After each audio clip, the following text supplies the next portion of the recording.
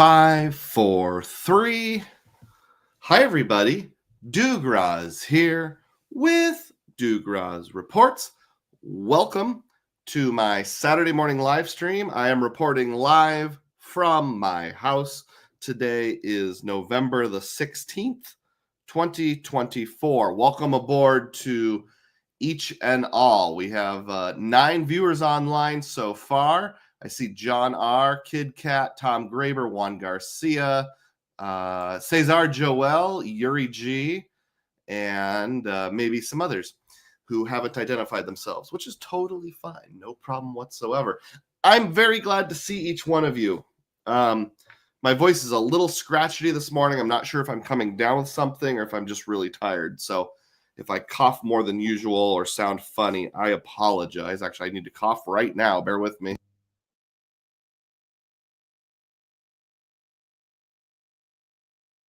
Sorry about that. I took an orange pill right before we started.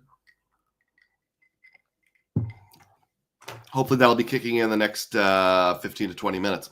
Hey, John R's already dropped a super chat of $1.99. Excuse me, $2 even. My apologies. Let's go, Dugroz. Thank you. And then I see Treat Gaines is here also, Jonathan Davis. In addition to the guys I mentioned earlier, there's Cesar, my brother from another mother. Let's go, mi hermano.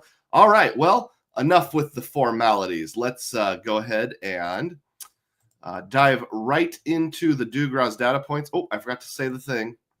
John, celebrate. Thanks, John. All right. So if you're wondering, what are Dugroz data points? Well, every Saturday I bring to you some things that I just plain find to be interesting. That's all.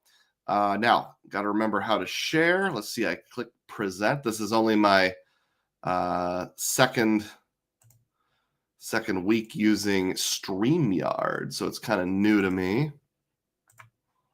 There we go. All right, can I bigginize that just a little? Oh, I've already got it pretty well bigginized. Oh, I can bigginize slightly more. All right. Citi, thank you points has a 20% transfer bonus to Wyndham rewards right now. And this will expire in the very near future. In fact, when I say very near future, let's look down here. Hat tip to frequent miler expires on November the 16th. Well, hey, that's today. So you have until end of day today if you want to transfer your Citi points over to Wyndham. Here's a couple reasons why you might want to do that. So, Wyndham, you can use to book Wyndham hotels, but I'm much more interested in two different things. One is Vacasa, which is a VRBO competitor like vacation home rentals here in the United States of America. I've done that on 2 different occasions. I was thinking 3, but now I can only think of 2. I was going to do a third one and it fell through. I've done it on 2 occasions. Worked out pretty well. And then there's also another version similar to that called cottages.com that is only in the United Kingdom, England, Wales, Scotland, Northern Ireland, and the Isle of Man. So if you want to head on over to the British Isles and hang out with Sam K, you can do that with cottages.com. Along those lines, I recently did a members-only video called The Intriguing Wyndham Church. So if you want to know what this video is all about, the only way to find out is to join as a Dugroz diehard. That's my one and only channel membership. It's only $3 a month. You can cancel anytime. And if you join, you get to watch videos like this one. So what am I talking about when I reference the Intriguing Wyndham Church? Well, with that Wyndham partner, you can book a literal church over in the United Kingdom. Here's a picture of it right here. And if you want to see more pictures, you'll have to join as a member. Just go to any of my videos, including this one, click the join button. If you do it on this live stream, there'll be a little celebrate thing off to the side. But for that reason, I feel like I, need to start saving up some Wyndham points because, as I mentioned on last week's live stream, my family's making a glorious return to the United Kingdom. We went 2 years ago, so we'll be going again this coming summer, flying into Manchester. And last time we used cottages.com to great value at a cottage in Wales called the Lundy Lodge that we absolutely loved, one of my most favorite places that I've ever stayed. Tentatively speaking, I'm planning on releasing another cottages.com video with all my updates related to that. Yuri G points out that the guys from Frequent Miler rented a whole castle via cottages.com. That was pretty cool. In fact, as far as I'm aware, myself and Nick from Frequent Miler are the only two people who have ever used that successfully, but hey, it works. And then I thought this was a good quote. This has to be like the quote of the year so far. On that members only video, Filmo said, "It looks like the kind of place that if I was in Manchester and someone asked if I knew the American staying at the old church, I would instantly assume it was you." I thought that was pretty good. Thanks, Filmo. All right, back to some comments here. Let's make sure I am caught up. Matt Clausen has jumped on board. He's a Dugroz diehard, and you see that funny little symbol next to someone's name. I think I can technically customize that. I just haven't figured out how yet. That means they are a diehard. Yuri has been to a Vacasa a few times. Not that good of an experience. Oh, sorry to hear that. I'm sure it varies from place to place. At least that would be my speculation. So moving along with that little Wyndham journey here, I did in fact do the transfer, and I didn't have a truckload of Citi thank you points. I had 34,000 and change. You can only go in increments of thousands. But I went all in, put all my chips on the table as much as possible, and I did in fact move those over to Wyndham for just such an experience. Here's a screenshot showing I put in 34,000. I should be getting 40,800. And then I went over to my Wyndham account the next morning. It was not like instantaneous. It took at least 20 minutes, and then I gave up and went to bed. But you can see right there, Citi point transfer, USF bonus. I don't know what F stands for, but I got my 40,800 points, and that brings my total to 156,000 Wyndham points right now. Now, if you're wondering if you want to do that cottages.com or Vacasa trick, excuse me, I have to cough.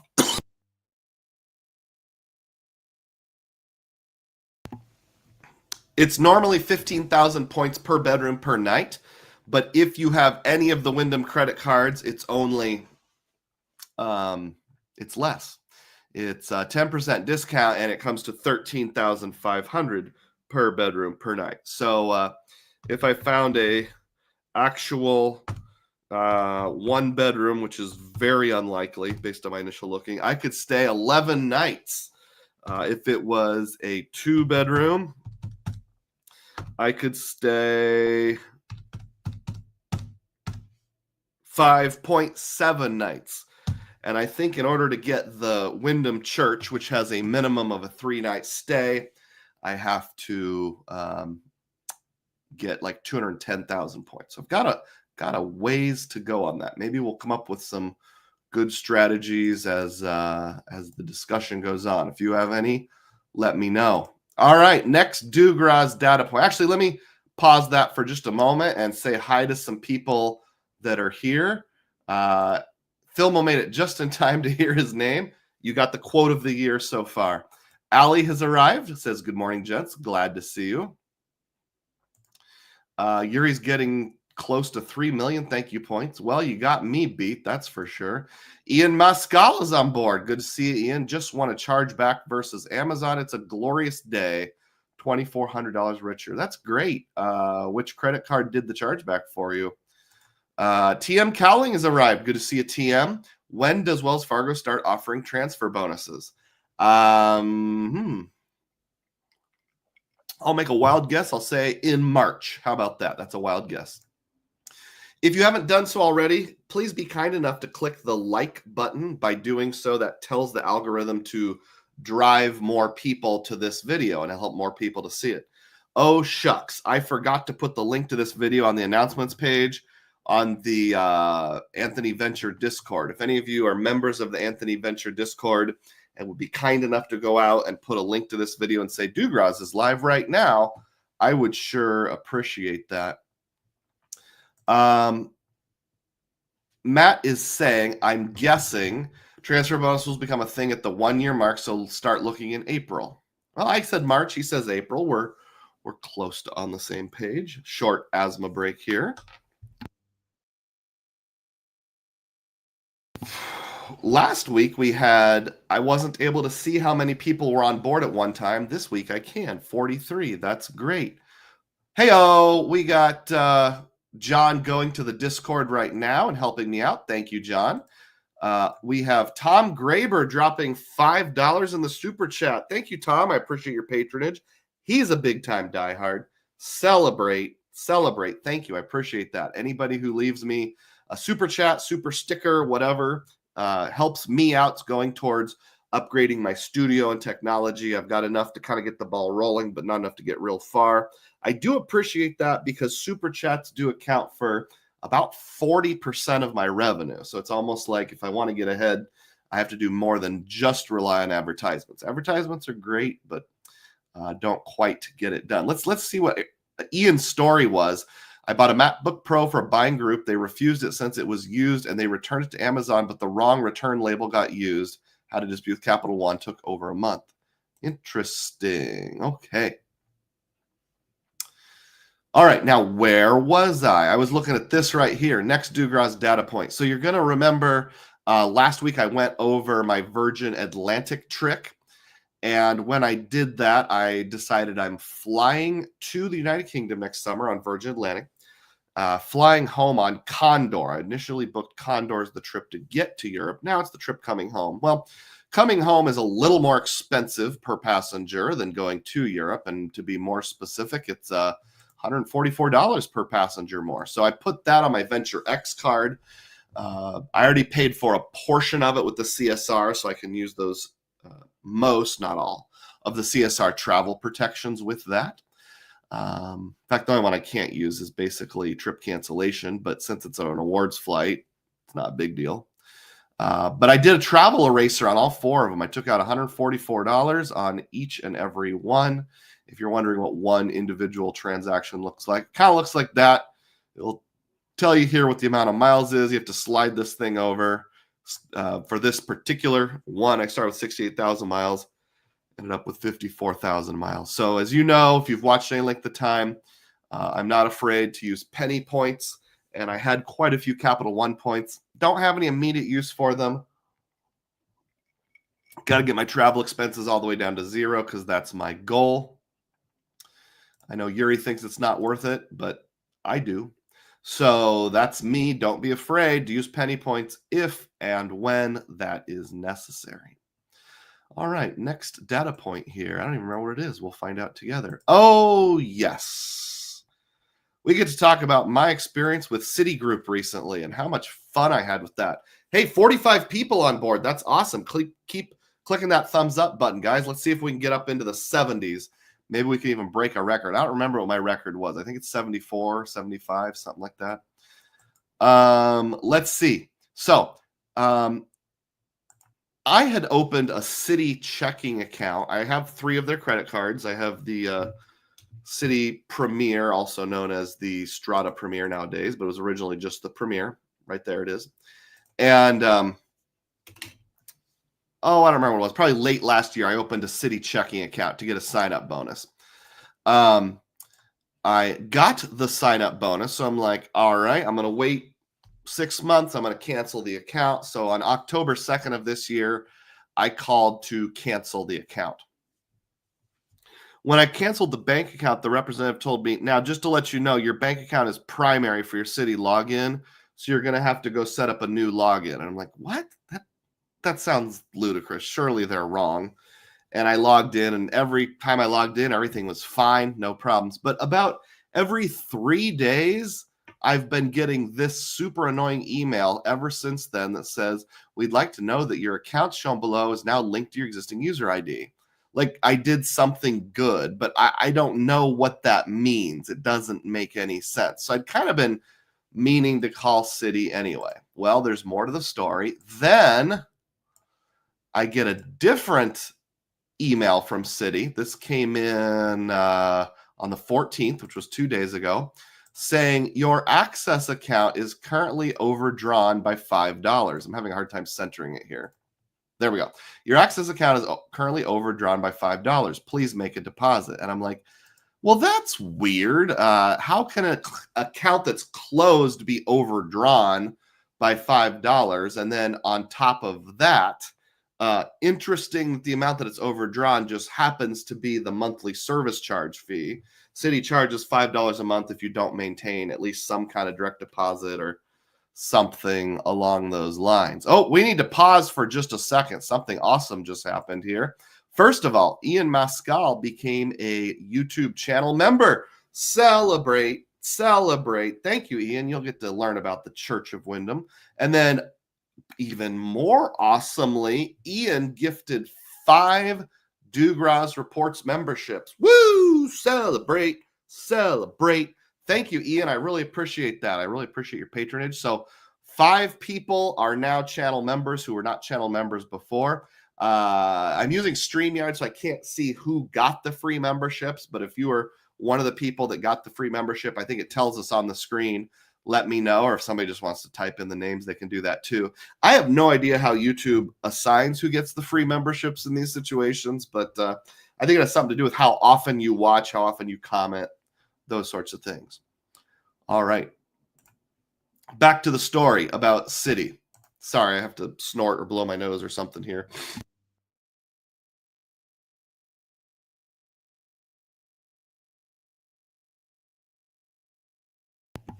So your account is overdrawn by $5. Well, why is that? That makes almost no sense. So yesterday I finally got up the courage to give Citi a call, and I'm like, oh, this is going to be annoying, isn't it? And you know what?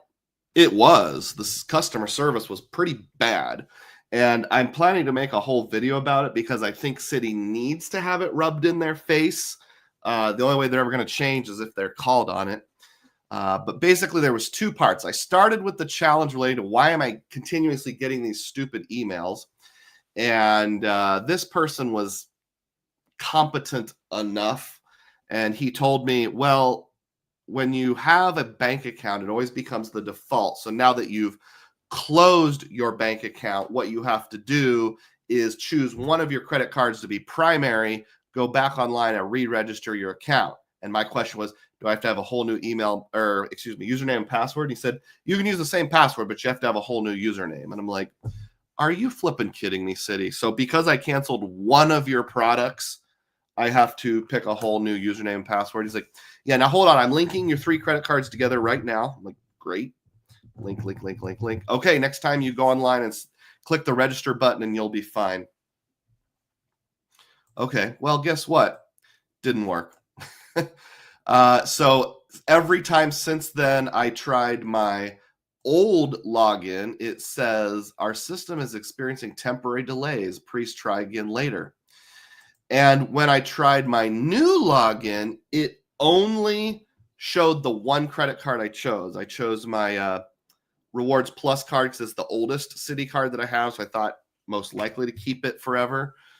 Maybe not anymore. So now when I go to log in to Citi, if I use my old login, I can't see anything. If I use my new login, I can only see one of my 3 existing credit cards. I'm like, come on, Citi. But as if that wasn't bad enough. Sorry, it's that time of day where the Venetian blinds makes me have little dots on my face here. As if that wasn't bad enough. Then I said, can you transfer me to the bank? I want to take care of the other thing. First of all,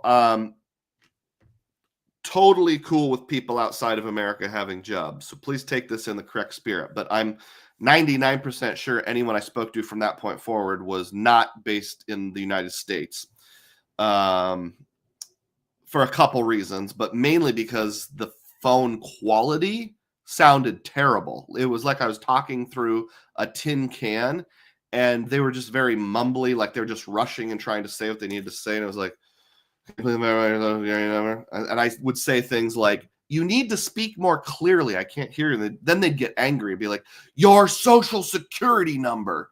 I'm like, just say it correctly the first time. But basically, cut to the chase, what happened is I was told I need to provide my debit card or account number or they won't help me at all. on the Citibank side. And I said, I don't have an account number. I did paperless statements. My account is closed. So I don't have a statement I can look at. Okay, your debit card number. I closed the account on October 2nd. I don't have a debit card. So, like, all right, well, why don't you go look for your debit card and then call us back? It's like, did you listen to anything I just said? I even escalated the call politely to a supervisor, and I got pretty harsh with the supervisor. I'm like, just to make sure I'm understanding this correctly. The only way you will allow me to be verified is by providing the account number of an account that is closed that I've already told you 3 times I no longer have any statements on. Well, you just need to provide the number. We can't do verification without that number. I'm like, so what you're saying is, yes, it is literally impossible once you've closed your account to pass for verification. Is that what you're saying? Well, that's not true. Well, then explain it to me in a way that is true. He's like, well, the bottom line is you'll have to go to a city branch. And I said, the nearest branch is in 100 miles away. And I looked later, it's actually in Chicago, like 6 hours away. I can't go to a branch. Okay, well, then the only other option is to send us a letter with what is wrong and what you want addressed, and then we'll send you a response in writing. A letter? Is email or fax an option? No, it has to be a letter, like a paper letter. I'm like, are you flipping kidding me? So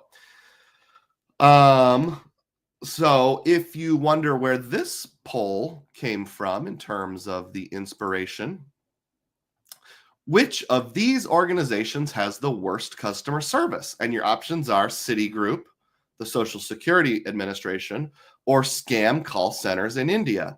Now, I was a little surprised that scam call centers are winning. I mean, they are scamming you and stealing your money, but I've heard videos of them scamming you, and they're very polite while doing it.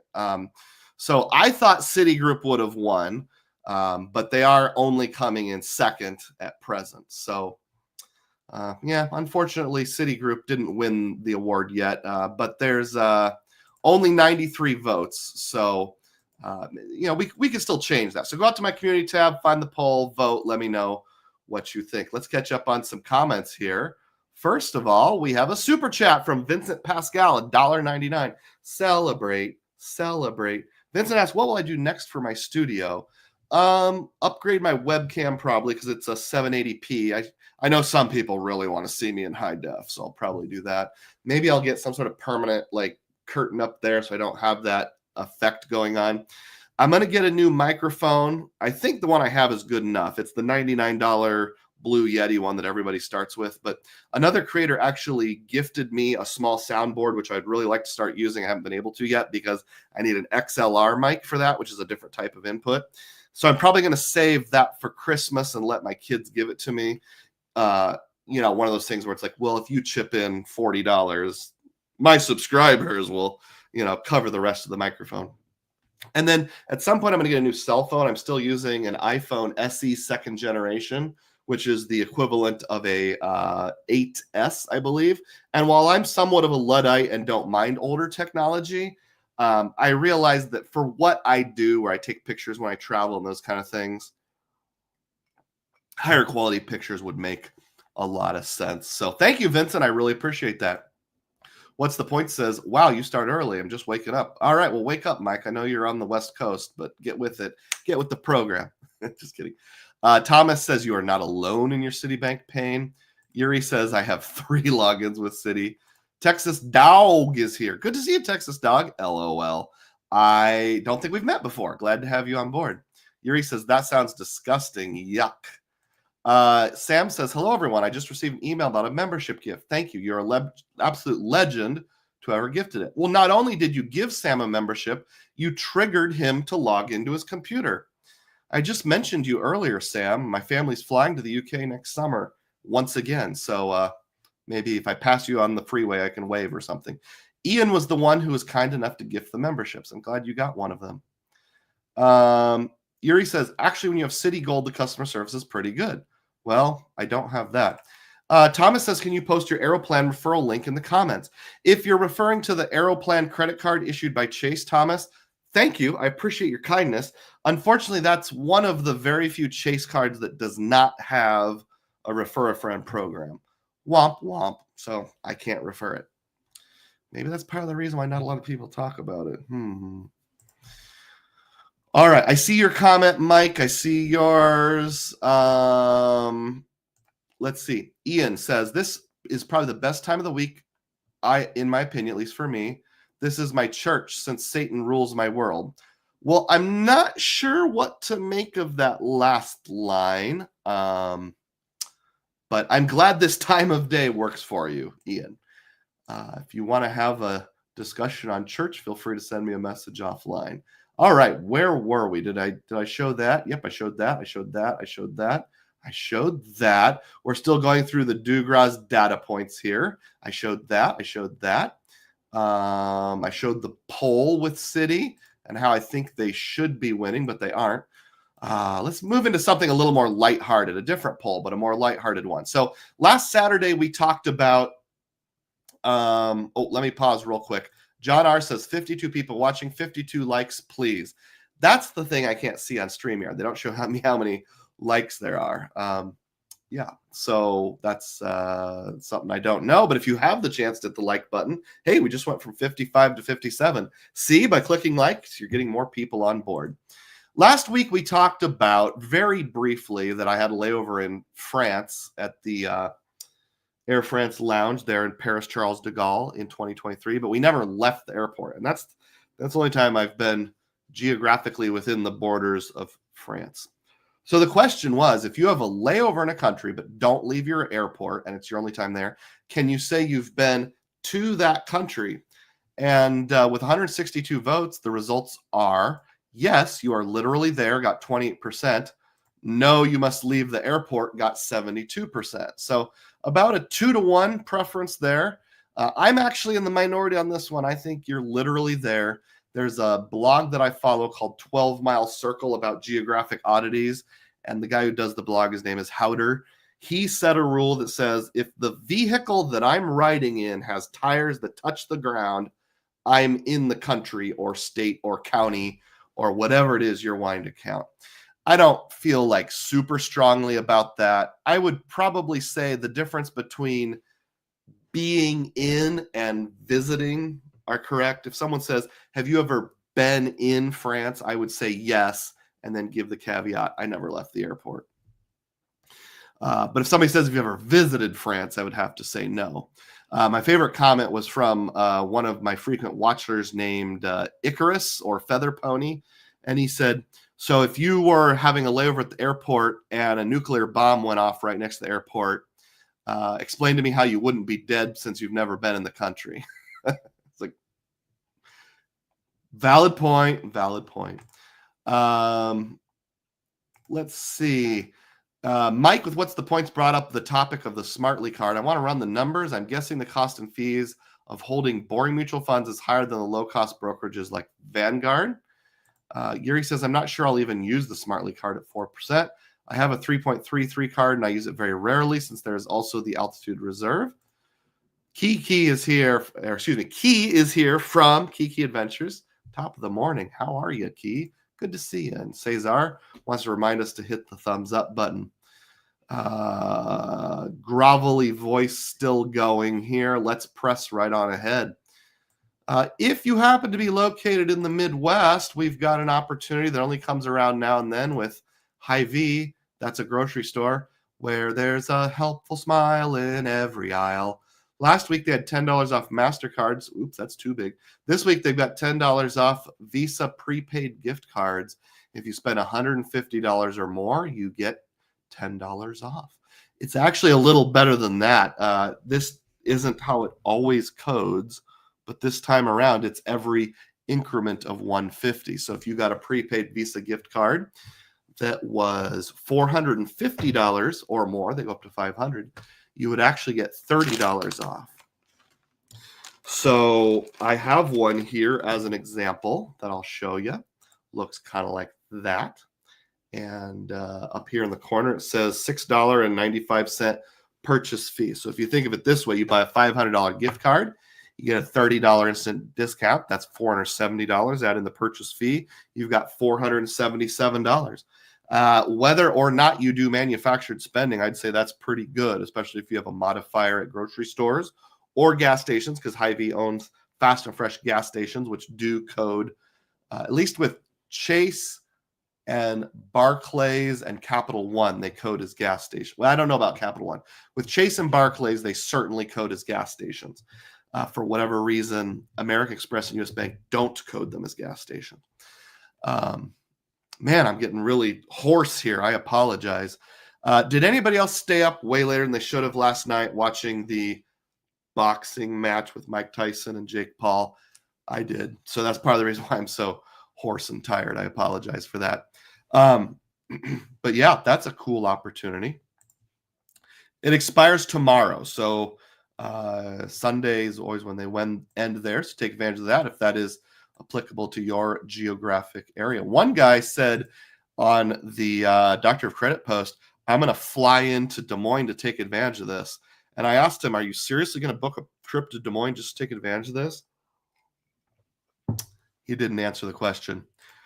Chad Pennycoff has arrived. A big time diehard says, howdy, everybody. Good to see you, Chad. I did have almost a worst nightmare type scenario when I bought one of these gift cards.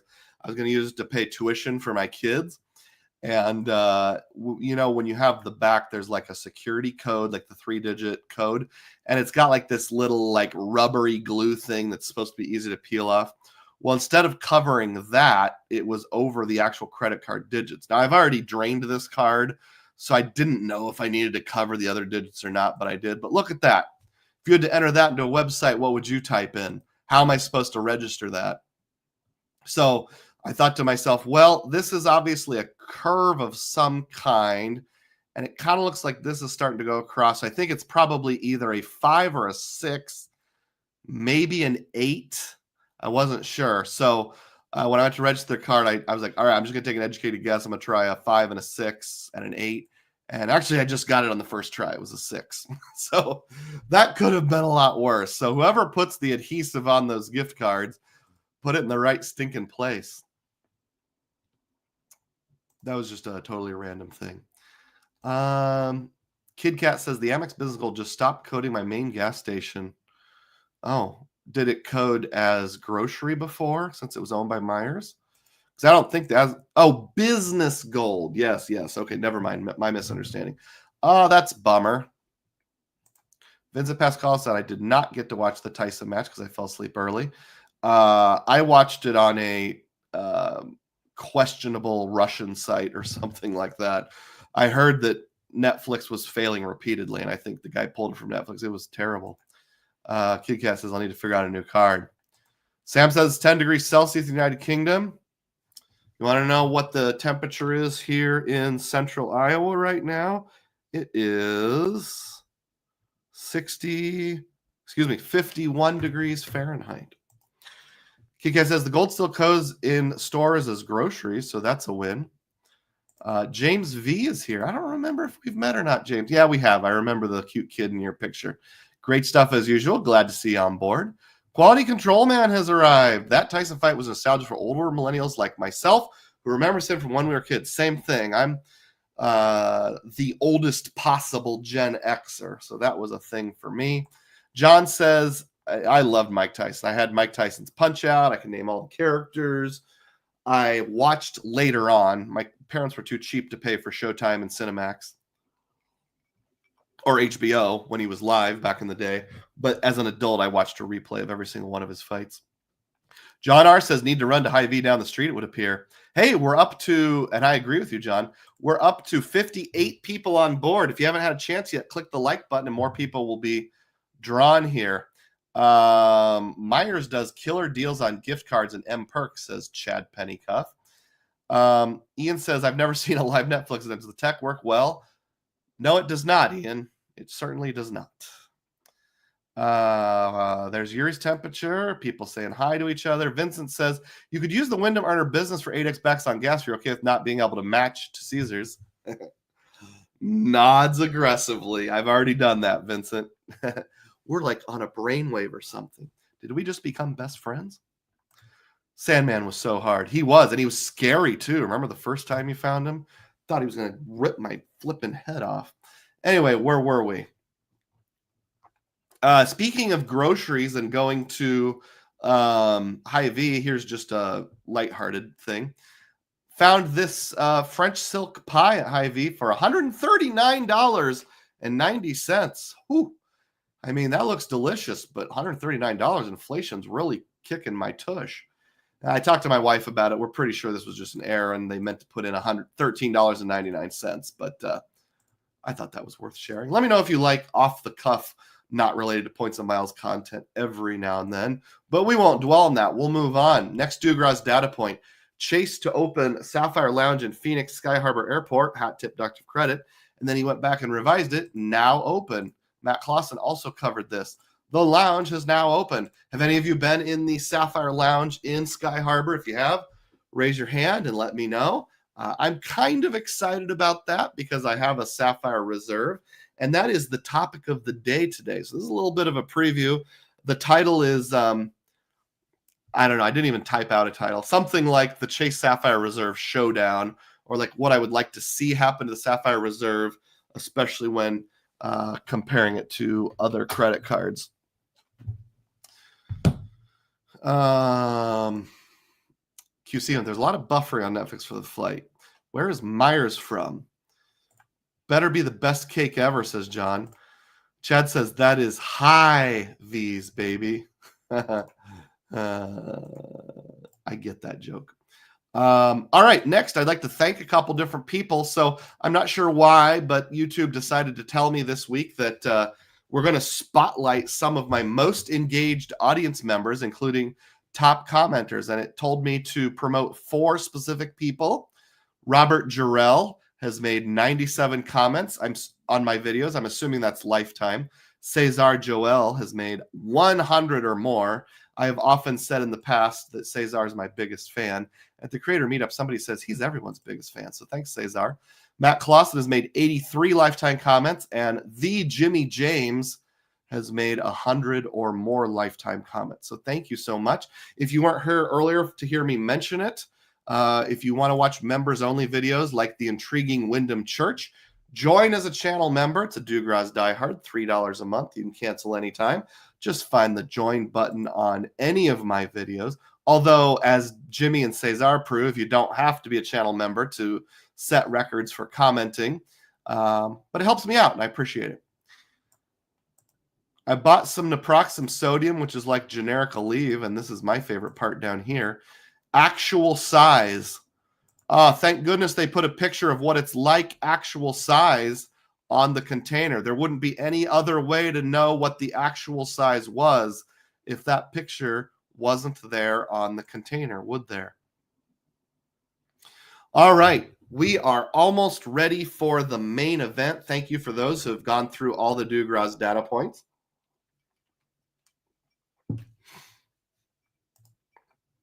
Firing things up here. Kid Cat said in regard to Myers and gift cards, I completely agree, Chad. I usually use them for holiday gifts. Kid Cat says, I would pull the trigger on it, but I'm not much of a Wyndham guy anymore. However, since we're doing more national park trips, I might have to reconsider it. I did notice Vacasa has a truckload of places around Mount Rushmore. QC Man says, I wonder why Chase doesn't hype the opening of their lounges the same way Amex seems to. The Phoenix lounge openings and the ones in JFK and LaGuardia opened with relatively low fanfare. Yeah, I agree with that. Oh, we got another super chat coming in. Sam K is giving me $2 for coffee. Excuse me, £2 for coffee. Appreciate that. So that'll be $2.50, $2.75, something like that. Celebrate, celebrate, dance to the music. And Matt says, to be fair, the Phoenix Lounge is tiny. I've heard that. I haven't tried it. Let's see how that goes. All right, on to the main event. Today's main event is called the Chase Sapphire Reserve Showdown. And here's kind of a general idea of what I'm getting at. So, of my premium travel credit cards, the Chase Sapphire Reserve has the highest annual fee at $550. Now, I should probably give a little bit of context here as I try to find my other cards. I was going to hold them up and I completely forgot because of the Jake Paul fight. In fairness, my wife has the business platinum from Amex right now. However, that's just a one and done. We're not planning to keep it. That was to secure a no lifetime language type sign up bonus, which should be coming in shortly. So I'm excluding that from the discussion. But if you look at my premium cards here, I've got the Sapphire Reserve, that's on top, $550. The Venture X from Capital One, that's $400. So now we're up to $950. And then the USBAR, the Altitude Reserve from US Bank, now we're up to, that's also $400. So we're up to almost $1,400 because that'd be $1,350. I don't love the fact that I'm paying $1,350 for a lot of overlap, but I can't bring myself to get rid of them because they all bring something to the table. So I'm thinking about some sort of consolidation. I'm crushing your head, probably in more of a hypothetical world than a real world, but that's going to be today's main event. Now, credit where credit is due. I'm going to talk about what inspired this.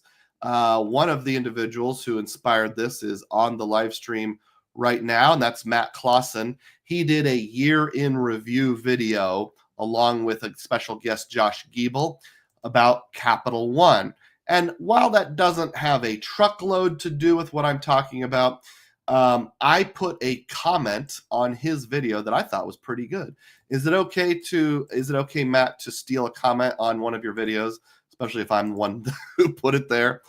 Here's what I said. I said, my dream Capital One card would be like this. I would think of it as the CSR Lite, $250 annual fee, 10,000 Capital One points for free each year upon renewal. So let's just call it a $100 value. Now, if it was a $100 coupon in their portal, I would accept that. I'd rather have points, but I would accept that. So that brings the net annual fee to $150. 3x on all travel and dining, 2x on everything else. All of the same transfer partners, good enough travel insurance and protections. I would like to see a travel eraser at 1.25 instead of 1.0 if I'm going to pay a net annual fee of $150 a year. Still has no foreign transaction fee.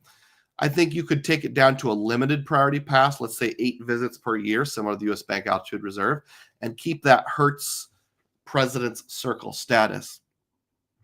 And then I said, actually, now that I think about it, this would be better as the new Wells Fargo card. And I think Matt said something like, if that was the new Wells Fargo card, I would crawl across broken glass to get it. Hey, we've got 69 people on board here. Click the like button if you haven't already. I appreciate that. Cesar Joel says, difficult to justify 3 premium cards. I know, right? That's the whole reason we're having this discussion. So maybe you guys will all help me think of something. So that was inspiration number 1. I thought, like, this is what the ideal Venture X card would be for me, or some hypothetical future Wells Fargo card. Why not do the exact same exercise for the CSR, the Chase Sapphire Reserve? And then the second person that inspired me was Richie, the CEO. There's what his banner looks like if you're not familiar with Richie. He did a video not too long ago called Your Favorite Credit Card Creators Pet Peeves, where everyone expresses a pet peeve. And spoiler alert, if you're on board or watch this later, Richie, I apologize. Hope I'm not giving anything away you don't want me to give away. He's planning to come out with a part 2, I don't know when, and asked me if I would share some pet peeves. I shared 2 pet peeves. One of them I will keep secret. But the other one, it's not exactly along these lines, but it's kind of similar. Like, why do I have 3 premium cards? I kind of wish I didn't have 3 premium cards, but I can't convince myself to give up any of them. Yeah. So quickly catching up on comments here before I move into the spreadsheet.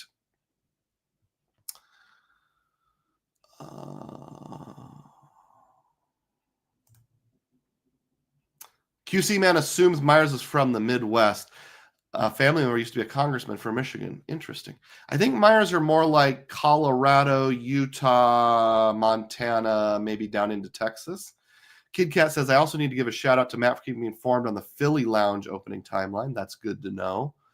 Yuri went to an Etihad Lounge at IAD. I think that's Dulles with Priority Pass. Then realized it was also Sapphire Lounge. Juan Garcia said it would be nice as part of a CFR SR revamp if they would include some kind of hotel status. Excuse me, if they would include, I'm sure is what he meant, some sort of hotel status. It's convinced me to downgrade the Platinum and just run the CSR Brilliant and Aspire. That's a good idea. Shaitan Patel has arrived. What's up, everybody? Juan also says it'd be nice to have unlimited guest Sapphire Lounge like the Ritz card does. Yuri says, I have much more than 3 premium cards. QC Man says, kind of hilarious that the Ritz card has better lounge access than the JP Morgan for people with higher net worth. That is kind of funny. I think Ian is picking on Richie and says, I can't believe anyone wears sunglasses on camera unless they're blind. Cesar says, gotta convince to cancel one of those for sure. I actually downgraded CSR to Freedom Flex a long time ago. What are your thoughts on Chase clamping down the ink train? I'd like to save that for later, Rodrigo, but if I forget, please come back to it. Myers are in Ohio. I do know that. Several in the Cleveland area. Myers started in Grand Rapids, Michigan. It's pretty much Midwest. Okay, I apologize. I guess it just hasn't come to Iowa yet. Michigan, Ohio, Indiana, Illinois, and some in Kentucky.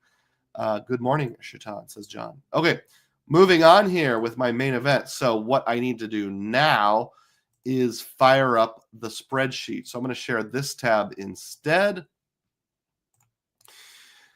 Now, like I said, I was watching the Paul Tyson fight last night. I was really tired. So unfortunately, I don't have any cool graphics. You're just going to have to be satisfied with a plain Jane spreadsheet today. I apologize. So first, we're just going to review what each of these cards have. And while I'm going through that, I will comment on what's important to me, maybe what's not so important to me. Now, I didn't include everything on here. Like I didn't include rental car statuses. I know they all have some.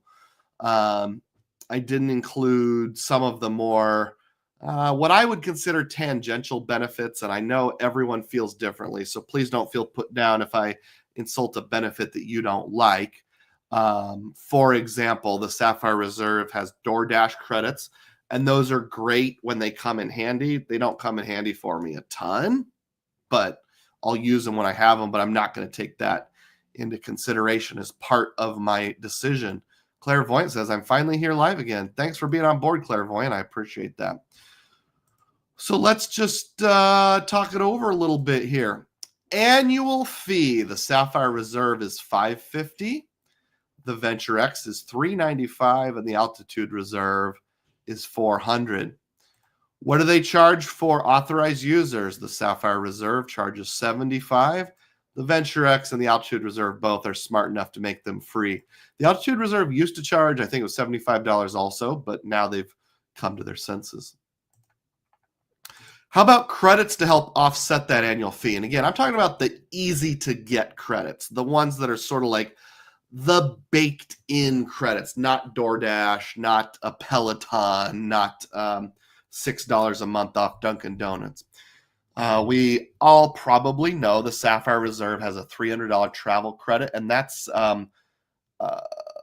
tied with the Altitude Reserve for the easiest to get. You don't have to go through their portal. You book any travel, flight, hotel, rental car, ferry boat, bus tour, you're going to get that $300 credit.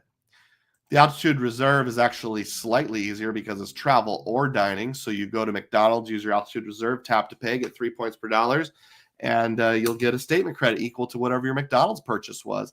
Or you can use it on travel, whichever you prefer. The Venture X is not as easy, but I'll say easy enough in that it's a coupon in their portal for 300 of it. So if you book a hotel that costs $310, click the coupon button once a year, $300 comes off that hotel bill. Again, unfortunately, it has to be through their portal. And then they give you 10,000 venture points or CapitalOne miles, I should say, every year. Obviously, you could value that at well over a penny per point, but if you use their travel eraser, unless you use them really stupidly, you're going to get at least a penny per point. So let's just call that $400. 72 people on board. Ooh, we're close to breaking the record. Please click thumbs up if you haven't done so. I think the record is 74. So if we can get 75 people on board, we might set a new record. I wrote it down once, then I forgot what it was. So what is the net annual fee? So Matt Clausen mentioned in one of his videos not too long ago, instead of saying effective annual fee, let's say net annual fee. And I kind of like that because you're still paying the annual fee. I mean, when I get the Sapphire Reserve, $550 is still coming out of my bank account somewhere, unless I use points to pay for it. But after all those credits, Sapphire Reserve, $250 a year. Venture X, nothing at all. Simpsons fan, nothing at all, nothing at all, nothing at all. Let me know if you know what that reference is. Altitude Reserve, $75. Now, I've often said I've gotten a retention bonus of at least 5,000 points every year on my Altitude Reserve, but your mileage may vary. I think Stan the Critic Frog only got 1,000. And at 1.5, that's $75 in value. So for me, I really like corn, but also the Altitude Reserve has been fee-free every single year. Let me catch up on some comments here. Matt says, it's your comment. It's fine. Cesar says, out of those, I would get rid of the CSR without a doubt. QC Man said, only 40 likes. That's like 20 people who can click the like button. Please drive people here. Chris Sevi, I don't think we've met before, Chris. Good to see you. Hat tip to you. Says, I have the CSR and a USB-R. I'm not sure if I'll renew the CSR. A legitimate thought process. I know Josh Giebel did a video maybe 6 months or so ago saying he has the Venture X and the Altitude Reserve and thinks they pair well together. Unfortunately, if you haven't got the Altitude Reserve by now, at least temporarily you're out of luck. Time will tell. Clairvoyant says, I got a 10,000 point retention offer each year on the USB-R. If I remember correctly, you've shared with me before, Clairvoyant, your spending is quite a bit higher than mine. I've gotten 2 10,000 point retention offers and 2 5,000 point retention offers. Yuri's gotten anywhere from 1,000 to 10,000 for the retention offer each year. Chad says, I downgraded the CSR to a Chase Freedom when I got the US bar. And Sage says, I will downgrade my CSR in 2025. All right. Well, those are the kind of discussions I want to have. But let me keep going on what my thought process is here, and maybe that'll help us think that through a little more. What about earnings? The Sapphire Reserve gets 3x on travel, 3x on dining, and 1x on everything else. Now, you'll notice I'm not including all the earnings because every single one of these cards has increased earnings through their own portals. I don't think a lot of us do paid travel through portals. And if you do, great. Let me know how it works out for you. I have done it, but I do very little, not enough to make a difference. So Sapphire Reserve, 3x on travel, dining, 1x on all else. Venture X, of course, just gives 2x on everything. The Altitude Reserve will give you 3x on mobile wallet, 3x travel, and 1x on everything else. Now, we're going to get into a part here that's probably a touch on the controversial side, and some people might come at me, bro, for this. But let's talk about the transfer partners. Now, before I rate them, let's do a quick review of what they are. I'm not going to go over all, but I am going to go over maybe a few that I like. Now, this might be a little hard to see. Unfortunately, on this page, there's no way to make it any bigger. I apologize, but this is a site called award.travel/TPM. It's a matrix of all the different transfer partners. US Bank doesn't have any transfer partners. So we're going to be comparing the light blue column, which is Chase, with the dark blue column, which is Capital One. They both have Air Canada. That's great. Capital One has Avianca and Ava Air. They both have Chris Flyer. And only Chase has United. Capital One has Aero Mexico. They both have Flying Blue, and they both have Virgin Atlantic. Capital One has Cathay Pacific Asia Miles, as well as Qantas. I didn't count the Avios programs because if you do it right, if you have one, you have all of them. So let's just say they both have a couple of Avios partners. So they both have access to Finnair, British, Iberia, Qatar, Aer Lingus, and Vueling. They both have Emirates. Only Capital One has Etihad. Only Chase has JetBlue, TrueBlue, and Southwest. Only Chase has Hyatt, IHG, and Marriott Bonvoy, whereas Capital One has Choice Hotels. Note it's only 1-to-1, Wyndham and Accor at 2-to-1. So I made my own little chart, not of all of them, but just going over the unique transfer partners between them. So and I don't mean unique as in like this is the only airline that has them, but if you're just comparing the Venture X to Sapphire Reserve, which ones are unique? The Sapphire Reserve has United, JetBlue, Southwest, Hyatt, IHG, and Marriott. The Venture X has Avianca, Ava Air at 2-to-1, TAP Air Portugal, I think I missed that one earlier, Cathay Pacific, Qantas, Wyndham, Choice at 1-to-1, and Accor at 2-to-1. I think I missed Etihad on here. Let me go back and look. Yeah, only Capital One has Etihad. I might have spelled that wrong. I definitely spelled it wrong. Etihad. So if you were looking at this list and you thought to yourself you could only have one of these two, which one would you choose? There's not a right or wrong answer, but in my case, I would absolutely choose Chase over Capital One, and it's not even close. In fact, if you said you can have Hyatt or all of these, I would still choose Hyatt. Again, you can certainly find some value out there. I just transferred City points to Wyndham. But yeah, the choice at 1-to-1, that's disappointing since you got both Wells Fargo and Citi. Who knows if I'll have Citi much longer after they ticked me off last week.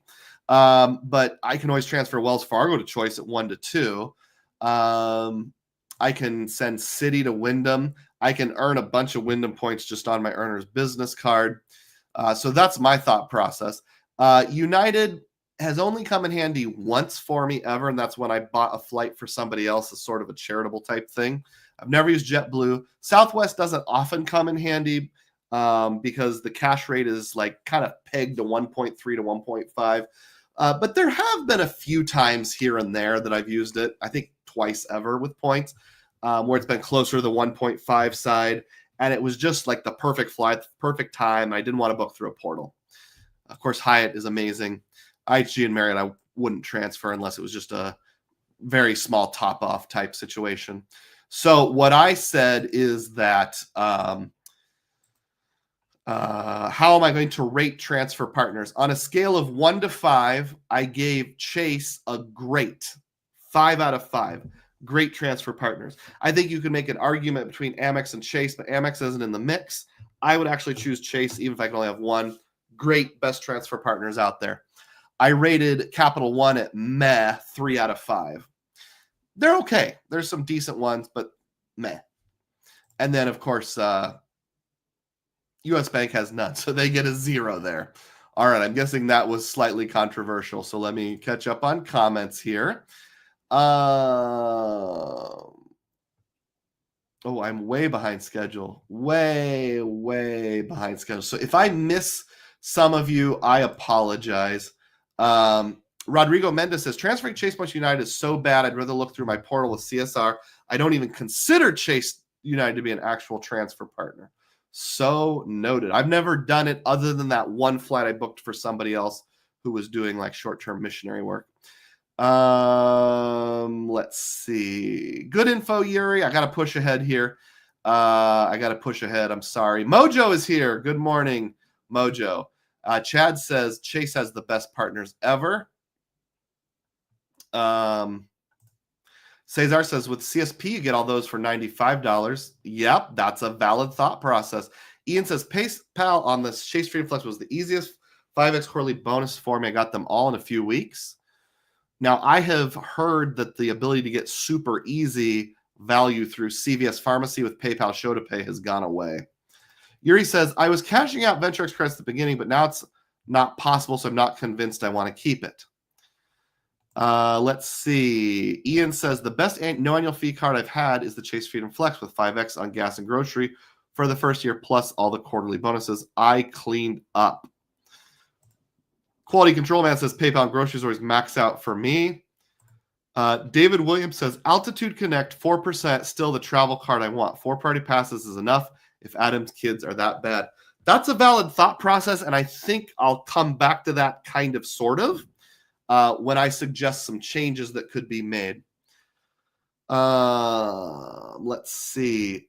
Chris Sevi says, the Venture X only pencils out if you value the party packs access if you fly a ton. We're getting there. We're getting there. We're trucking along. We're thinking on the same page. We're doing good here.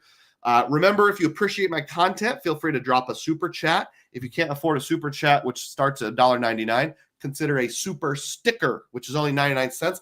That supports my channel. About 80% of all my revenue goes right back into my channel. I've decided about 20% helps support my family budget. I'm taking time away from my family. You know, I can use 20% of my YouTube revenue to pay the water bill and buy groceries and stuff. Besides, if I'm ever going to become a full-time, big-time content creator, how is that going to happen if I don't use it for some of my family expenses? All right, back to the spreadsheet. I like that view better. Okay. Portal or Travel Eraser. So the Chase Sapphire, I should freeze frame this here. Let's see. View. Freeze one row. There we go. That makes it much easier. Okay. Portal or Eraser. So the Sapphire Reserve gets 1.5 cents per point in their own portal. The Venture X gets 1 cent per point with the Travel Eraser feature. And the Altitude Reserve gets 1.5 cents per point using their real-time rewards feature. Now, you'll notice I put a little plus symbol next to the Venture X and the Altitude Reserve. That's because, in my judgment, a Travel Eraser or a real-time rewards is more valuable than a portal. So, like, even though these are both 1.5, I would rather have real-time rewards than use a portal. Why? Well, because with real-time rewards, you can book with any travel company directly through them. So if I'm staying at a Quality Inn under Choice, I can put in my Choice membership number and still get membership, any statuses or benefits. It counts as a visit, so I earn points at whatever my membership rate is with Choice Hotels. You can do the same with Hyatt. You can do the same with Hilton, Marriott, whoever. Whereas if I book through the portal, unless you have some super generous clerk who kind of breaks the rules, you're not going to get that. You're not going to get any sort of status. It's not going to count as a night. There was one time I stayed at a Marriott, and I don't do much with Marriott, but I have a Bonvoy account just in case. And I booked it through a third-party portal. And the lady's like, oh, well, you're a Marriott member, right? Do you want me to add your number? It's like, oh, sure, give it a try. And she added my number to the reservation, but I didn't earn any points on it. And it didn't count as a stay for like status. Weirdly, it did show up in my history with Marriott Bonvoy of stays that I've had, like if I just wanted to look it up, but it didn't count towards anything. So yes, I would if the cents per point are the same or very, very close, I would rather have this. In fact, I would even go as far to say, I think 1.5x on Travel Eraser, pay yourself back, real-time rewards is the equivalent of about 1.25 in a portal. I don't think this is nearly as good as this. Let's see what people have to say about that topic. Ian says, anybody think there's going to be new cards for the end of the year? I don't know. Maybe they'll watch this video and put something into effect. Rodrigo says, I'm a Venture X fanboy, but even I know it's hard to beat Hyatt as a transfer partners. QC Man talks about grandfathered Altitude Go card holders. But now there's a cap of 4x in dining and groceries. It's a nerf to a good no annual fee card. Jake CT. Hey, have we met, Jake? Good to see you. Glad you're here. Hang out for a while. Make yourself comfortable. Downgrade to the CSP, especially since you have the Aeroplan card for Eraser. That could be solid advice. Whoops. Hey, I didn't see it, but Ian said we did briefly at 74. Yuri says, wait, CSR doesn't have a Travel Eraser. If I said they did, that was a mistake. I apologize, Yuri. Yeah, CSR just has a portal. I said portal or eraser, but I gave the plus sign because I would rather have an eraser than a portal.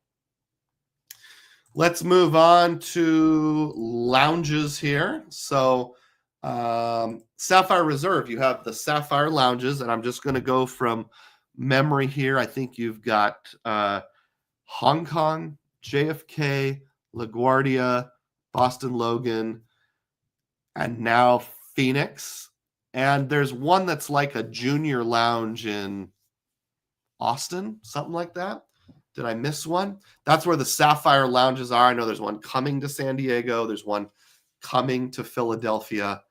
And then you have Priority Pass. And this is the version of Priority Pass that is, again, correct me if I'm wrong, member plus 2 guests. And it's only on the lounges itself. It's not on the restaurants. With Venture X, you have the CapitalOne lounges plus Priority Pass.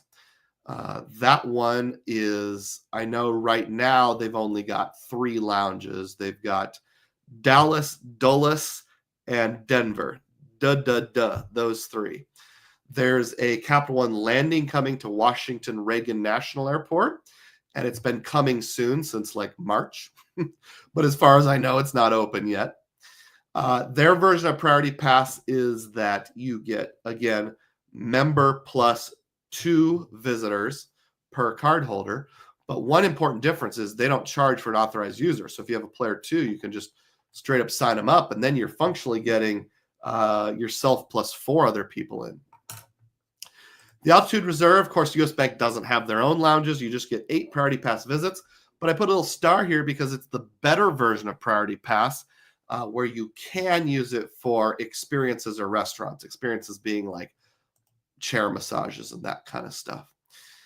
Yuri reminds me that the CSR also has some, not all, not Montreal, Maple Leaf lounges now, which is part of Air Canada. But I think that is only for the card holder. Yuri also mentions that the Priceline card has a 1.67 cent per point eraser. Yeah, but you got to use Priceline. I'm partially joking. That could be very good in certain situations. CSR doesn't have a travel eraser, but pay yourself back categories are de facto eraser. During the pandemic, they actually would let you erase travel for 1.25 or 1.5. Rodrigo says, most Sapphire lounges are with partners like Etihad. Sometimes they don't let you in because lounge prioritizes their own members. That's true. Hey, look, QC Man gifted 1 Dugroz Reports membership. Celebrate. Thank you, QC Man. I appreciate that. Priceline also have airline eraser. Oh, so you don't have to use Priceline? So what you're telling me, Yuri, is if I go out to United, buy a cash ticket, pay with my Priceline card, if I have enough points, I can travel erase. Is that what you're telling me? And is that card still open to new applicants? That is good information. I will track that lead down, assuming I'm understanding correctly. Thank you, Yuri G. Let's keep going here. How about insurances? Now, this is like the important ones. Yes, I did understand correctly. Awesome. Write that down. Priceline card. Thanks, Yuri. Me be looking into it. All right, where was I? Insurances. Let's biganize. I didn't write all the insurances down, just the ones that are important to me. Primary collision damage waiver. Yes. They all have it. So got some bad overlap there, but I'm glad they have it. I've often said the Altitude Reserve is the ultimate car rental car because book with any car rental, use real-time rewards, double dip, you earn points on it at 3x because it's travel, and you can pay yourself back, and you get primary CDW. Venture X is okay for that too because you can travel a race, but you don't get that uplift. Interruption and cancellation. The Sapphire Reserve, yes, has travel interruption and cancellation with a $10,000 maximum per person. With the Venture X and the Altitude Reserve, it's only a pathetic $2,000 per person. Now, I know there is some new information that has come out recently on a devaluation of the Chase travel insurance. I think there has been a mix of correct and incorrect information on that. Frequent Miler went over it in pretty great detail. And as I understand it, read the terms yourself, of course, it only applies to trip cancellation, that they now say you only get the insurance on the portion you used your card to pay for. So let's say you booked a non-refundable, I'm just making something up here. You booked a non-refundable hotel, and let's say it was with Choice, and I don't think they even have such a thing as non-refundable, but let's just say they did. 10,000 Choice points and $53 you put on your CSR. If you had to cancel your trip due to injury or illness at the last second, they would not provide you with any sort of coverage for the points. Only the part that you put on your CSR, your $53.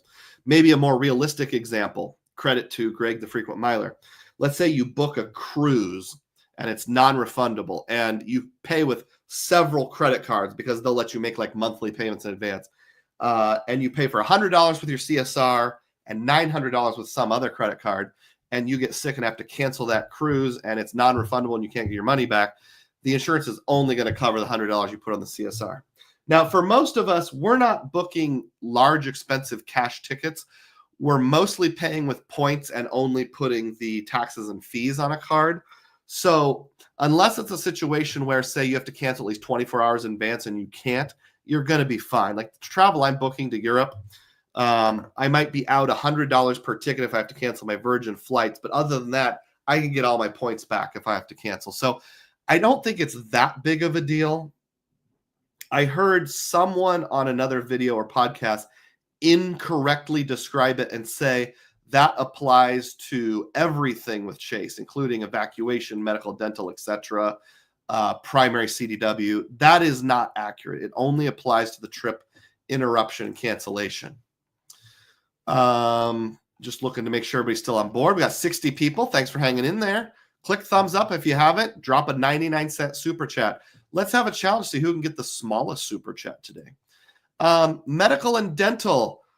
This is like if you're traveling in a foreign country and you are hiking in the Breton Beacons. That's a national park in Wales.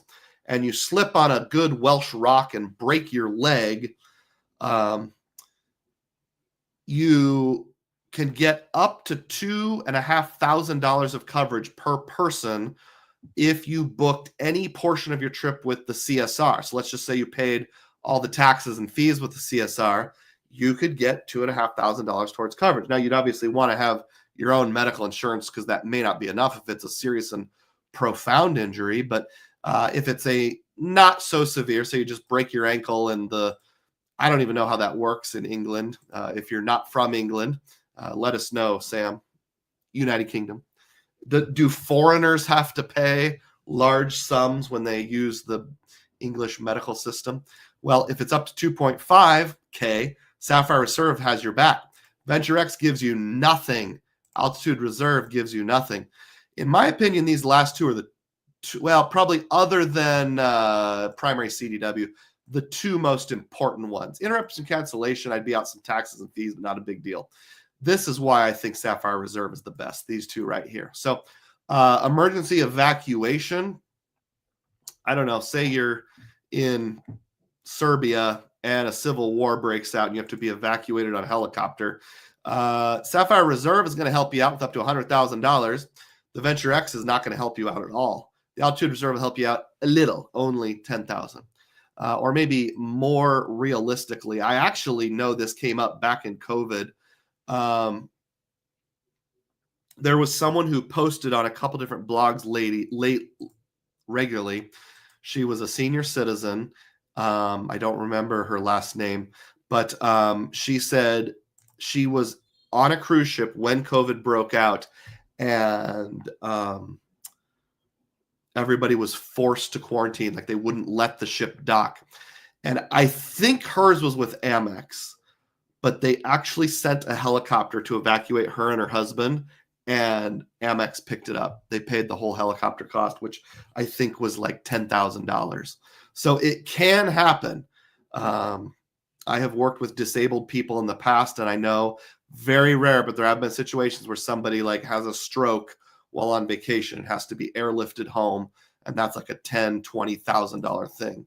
So hopefully you never need it, but if you ever do, Sapphire Reserve just kicks the tush of these over to other two all over creation.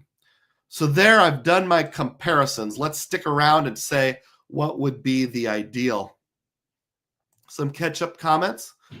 Some comments to catch up on. Let's see. Chad Pennycuff says, I'm only keeping the Venture X for lounges and benefits. My spending will be going on a 3X or higher Chase or Amex or USBR or else the Smartly.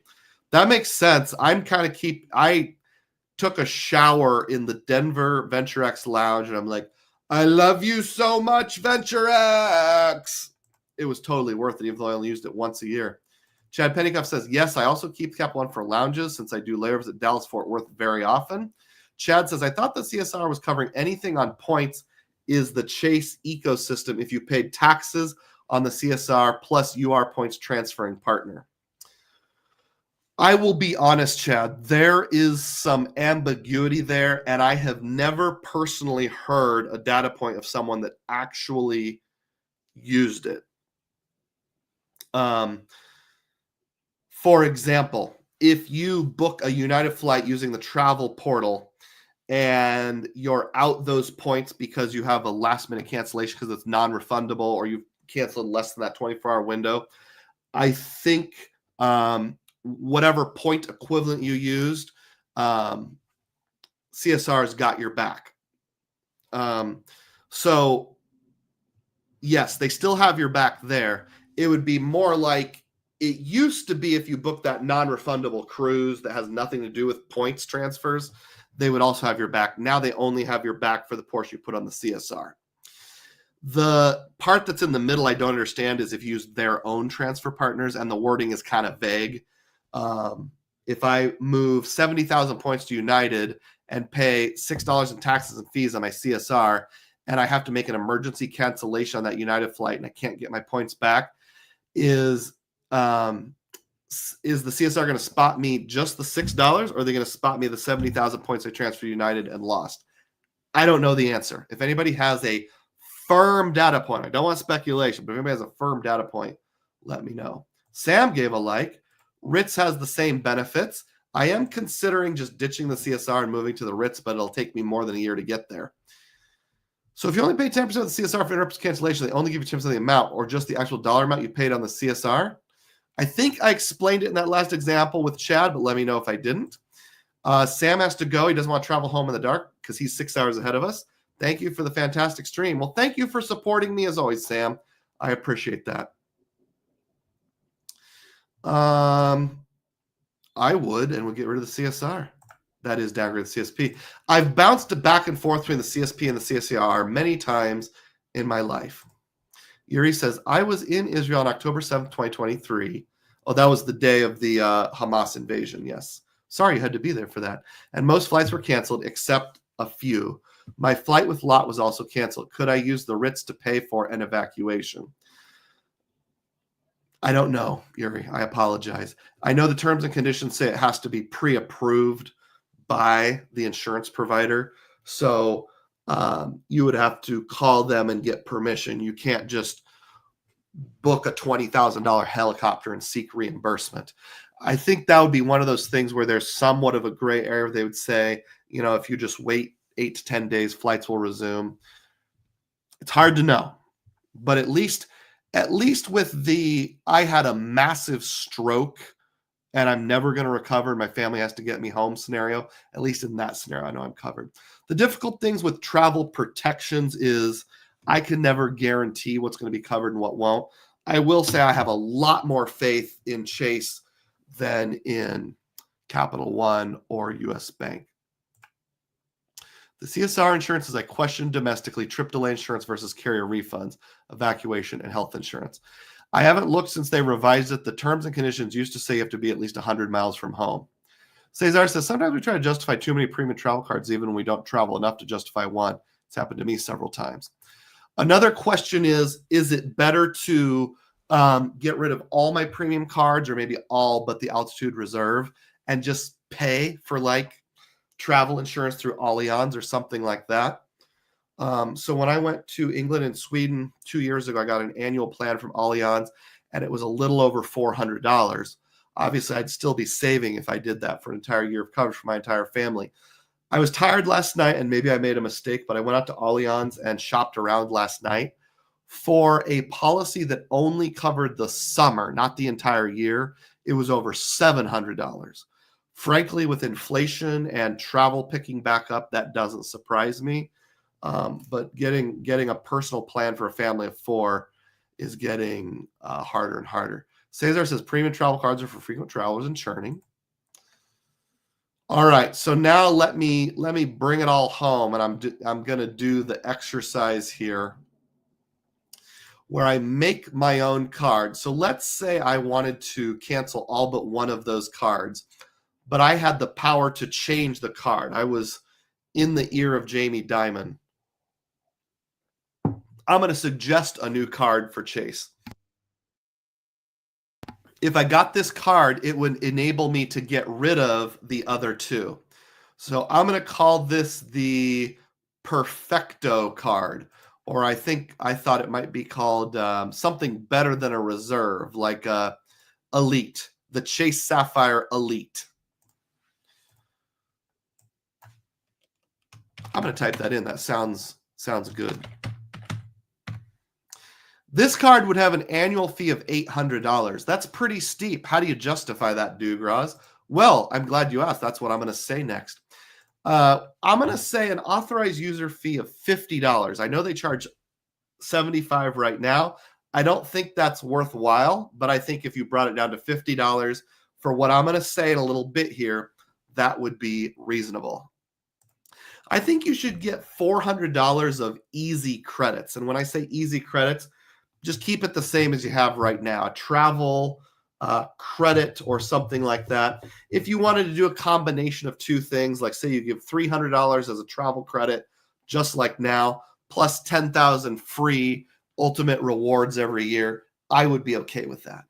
But if we think of it this way, we're charging an annual fee of $800, $400 in easy credits, we've got a net annual fee of $400. What's it going to earn? Well, it's going to be pretty similar with some, but we're going to take the best aspects of the Venture X, the Altitude Reserve, and kind of merge it in here. So it's still going to have 3x on travel. It's still going to have 3x on dining, but we're going to take sorry, I clicked on something.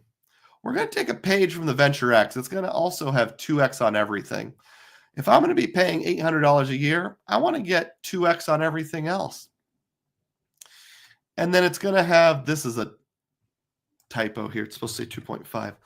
And then we're going to take a page from the Altitude Reserve. We have some other benefits that beat the Altitude Reserve, so I can't justify 3x on mobile wallet.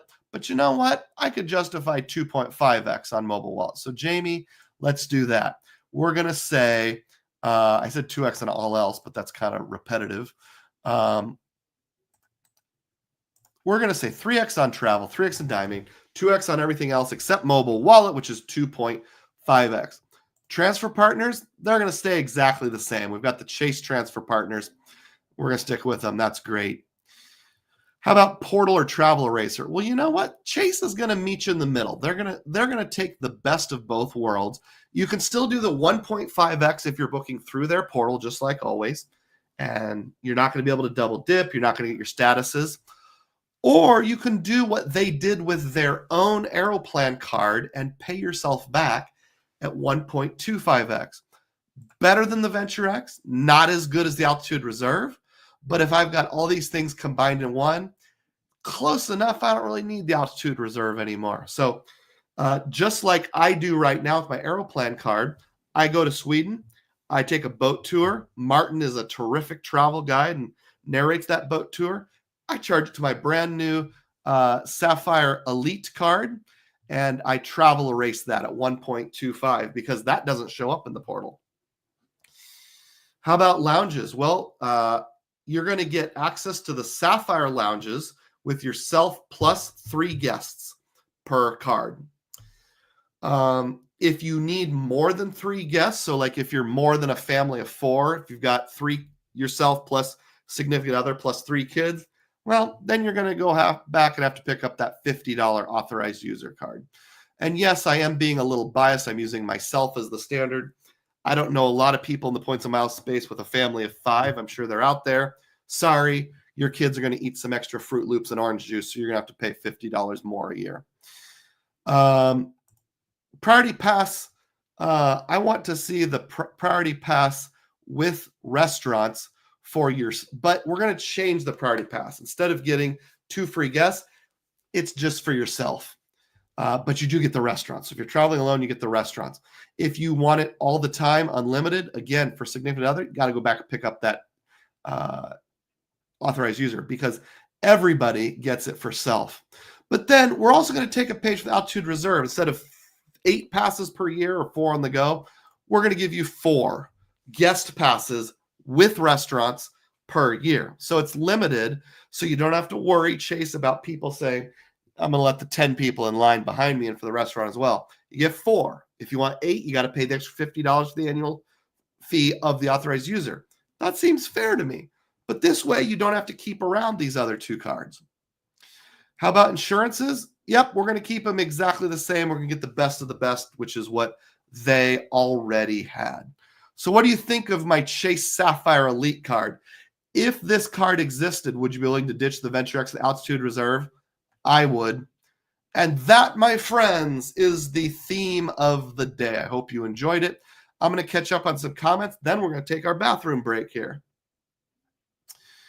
I'm going to go back to the comment that Cesar made. Premium travel cards are frequent travel and churning only.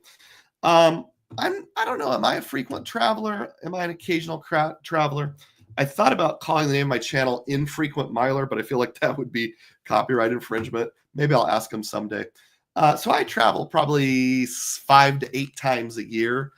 If I had a do-it-all premium card issued by Chase, like I just described this hypothetical Chase Sapphire Elite, I would still pay the $800 a year. Chad says, having $2,000 of annual fees hit in 3 months has made me rethink my strategy. In my opinion, Chase needs to have everything the CSP has plus more. It is weird that they don't give you the $50 hotel credit and the 3X on online grocery if you upgrade the CSP to CSR.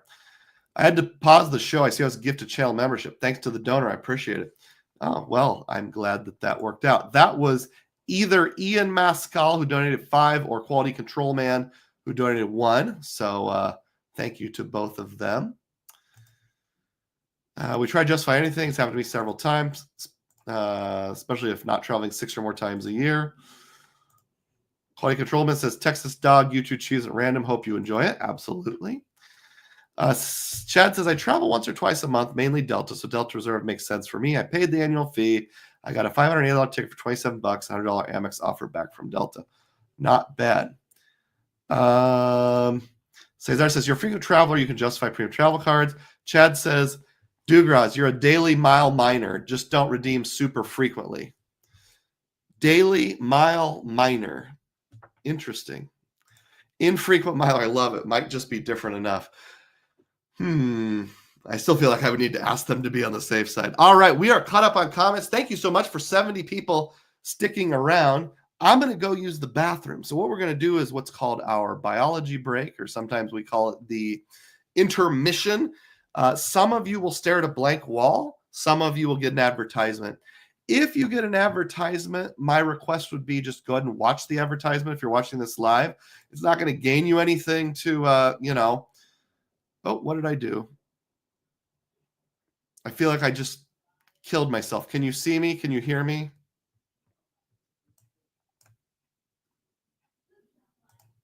Okay, I don't know what that was. If you get an advertisement, just watch it. I will be back in about 90 seconds to 2 minutes. Thank you for hanging in there. Cue the hold music.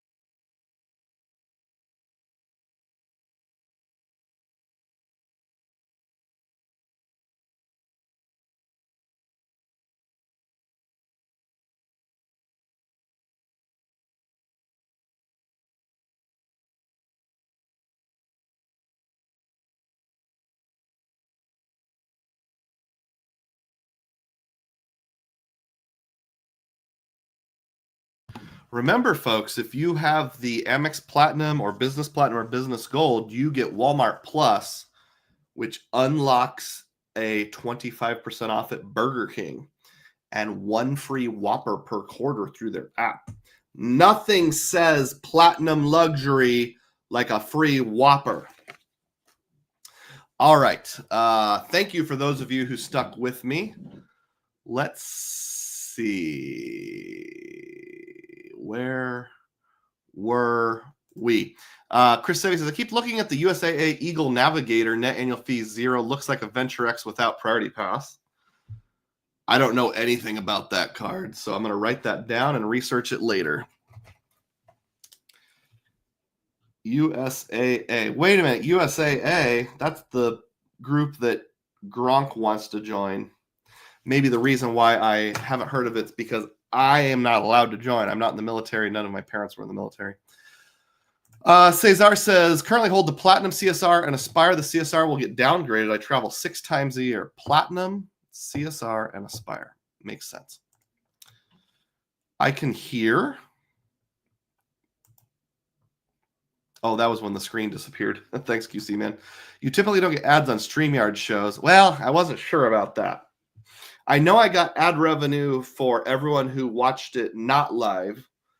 I'm not sure if I got revenue from the live or not. Basically, I set it up on StreamYard. Then I went into my video settings and changed it from no monetization to monetization. So I don't know if I'm getting around things. I don't consider myself a frequent miler, says Cesar. New again. What's up? Oh, hey, I like your avatar. Old, new. That makes sense. Bathroom break. Host is dropping the kids off at the pool. Be right back. Nope, I was not. That Walmart partnership is so not Amex target market. I realize that Walmart may not have consulted with Amex before launching that. I just think it's kind of funny. The reason why I get a free Burger King meal once a quarter is because I have a business gold card. All right. So do you know what time it is? Do you? Nobody has dropped the 99-cent super sticker yet. It's time for community tab questions. So every Friday, I post something on the community tab, and I'm going to pull that up right now on my phone. And there's 2 things you can do on the community tab. One is you can ask me anything. And the second thing is in the world of points, miles, cash back, and more, of course. I mean, if you ask me a political question, I'm probably not going to answer it. You can also guess the picture. So the picture was, I have to make sure I get it right here. As far as I know, nobody guessed it. And here it is. So this was the picture that you were supposed to, I'm having difficulty here. This was the picture that you're supposed to guess where it was. If somebody wants to drop in a quick guess right now, they sure can. I'm just looking right now. I don't think anybody guessed it out here on the tab. Nope, nobody did. This is the Hereford Cathedral in Hereford, England. This is on the westernmost side of England, probably only about 5 miles away from Wales. A very cool cathedral we visited in 2023 when we went. This is the what it looks like now version with some sort of trailer and someone selling something. If you carefully crop the picture, you can see what it looked like back in the 1200s, except for the safety railing here. And here is the inside of it. Look at that beautiful stained glass window. One of the funnest things about traveling, in my opinion, is the people, the tour guides. So this is one of the tour guides. There was a chain library inside of this cathedral, and this older fella volunteered to explain the library to us. And my wife loves books, so this was like heaven in a pickle for her. And then the other tour guide was Raymond, the legend himself, who was the guy who took us around the cathedral and explained it. I love the fact that he wears a sash, helping everyone to know.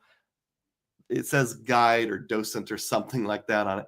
I want a job where you get to wear a sash. And one of the cool things is I asked a nerdy question about Norman priests. So he said, "Oh, well, you're interested. Let me take you to secret area most people don't get to see." And he took us to this like side courtyard that the general public doesn't get to see. So remember your history nerdiness and ask questions, and maybe you too will get to see something fancy. That cathedral, the Hereford Cathedral, is also home to the Mappa Muindi. That's a Latin term. I might be pronouncing it wrong, which is probably the oldest known map of the world in existence. I think it was created in the 1100s. Of course, they didn't know about the entire Western Hemisphere. This thing that sticks down like Florida is actually Africa. But yeah, that was pretty cool. So, Chad asks, is that the members only Vacasa church? That's a good guess, but no, it's in the same country, but not the one. All right, so let me get into the questions here. Question number 1 is from Rank Tank 45. He says, what would be the card setup or wallet of your favorite fictional character from any media source? I don't know. I tried to think of a fictional character. All right, I'll give a funny answer and then a super nerdy answer. The funny answer would be Homer Simpson, and he would open like a Credit One credit card and then get closed because he overdrafted after 6 months because he's not very good with his credit. All right, now the very nerdy answer that will only make sense to Star Wars fan. So the Star Wars TV show Andor, there's a guy who's conflicted. He's like kind of an Empire lover. He's like one of the rent-a-cops, and then something goes wrong. He loses his job. So he has to take a job in like the Empire Census Bureau and sit in a cubicle with thousands of other people. And I relate to that guy because he's very analytical and he has to sit in a cubicle. So if anybody knows the name of that character, let me know. It's not popping into my head right now. But I think he would have the very similar credit card setup as me. He's so analytical. He would want to have the Aeroplan card and pay himself back. And he would want to do tricks with Wyndham and things like that. He also likes to travel to other systems, but because of his job, he can't travel very often. So he would also be kind of a infrequent miler. Thanks for the question, Rank Tank. Next question. 21 SOCC, S-O-C-C, asked this question. I see a lot of people use the U.S. Bank Altitude Reserve, real-time rewards, or even Aeroplan pay yourself back for multiple forms of travel. But what's the best way to use it? I see a lot of hotels, if you book directly with, have third night free offers. Wouldn't that be the best use of USBAR points? $300 a night hotel with a third night free. So a $900 stay, pay 40,000 points at 1.5 cents per point. Factor in the free night, you actually end up with 2.25 cents per point if my math is correct. I think that is a terrific use of points. 21 SOCC, if you can find, like I know Best Western does it from time to time, and it's a place you were happy to stay anyway. I think using your points in that way is terrific. So go for it. When you said what's the best way to use it, I think for the Altitude Reserve, the best way to use it is on rental cars because there's no good way to pay for rental cars.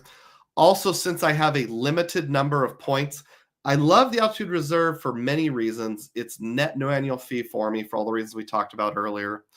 3x on mobile wallet, 4.5x effectively if you use it on travel is just terrific.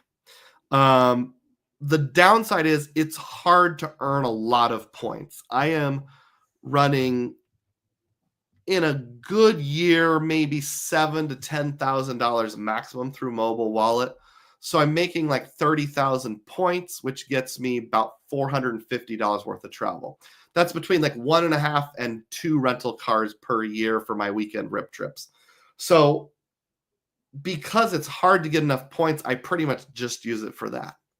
Now, with the Aeroplan card, I can generate truckloads of Chase points between myself and player 2, and Chase is gracious enough to let us send those points back and forth with no hassle or fee.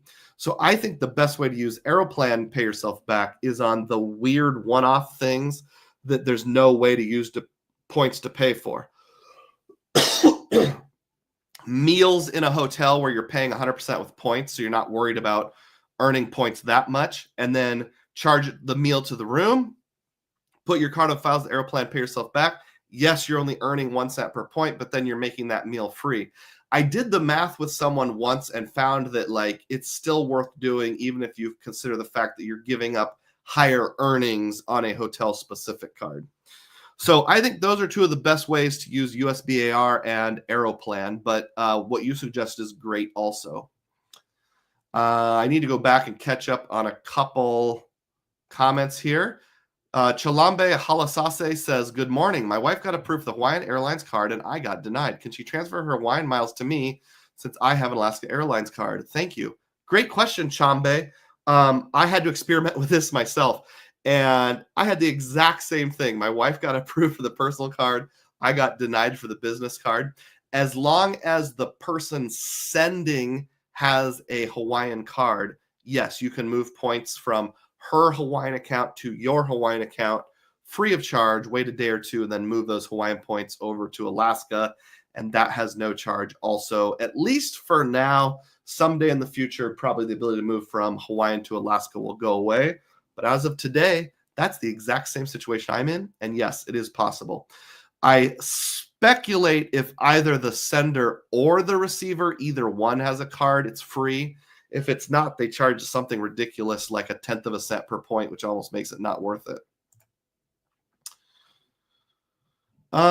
Someone asked Therese a question directed at Tariq. Ian asked, why not get an ink card instead of the World of Hyatt card? I'll let him answer that on his own platforms, whatever they may be, not having a channel. David Williams, well, I mean, kind of having one, but no videos as far as I know.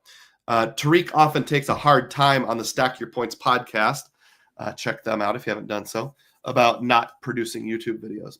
David Williams says the fictional character that he would like to know their setup or emulate their setup is Patrick Bateman.